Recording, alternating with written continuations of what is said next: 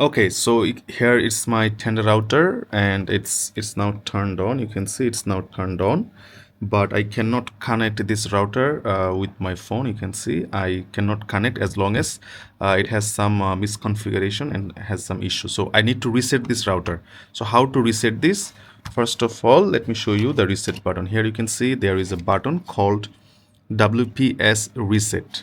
So what you have to do, you need to press the button. So I'm pressing the button right now, and here you will see until you see the lights are blinking, I will keep pressing. So I just press the button, and I'm still pressing this button. I'm still waiting.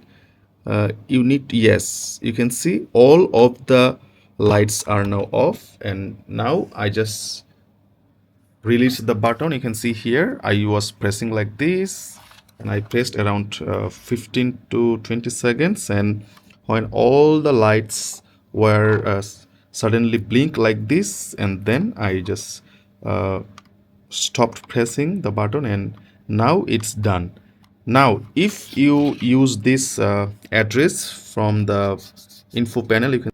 Okay, here is the panel. You can see in this panel there is the IP address 192.168.0.1. So once I just connected this router, then you can see my router is now connected. Tenda, you can see here, Tenda router is now connected. So when I connected, it automatically is showing a dialog. Can you see here? If it's not showing automatically, you can just write in Google Chrome 192.168.0.1, and then you will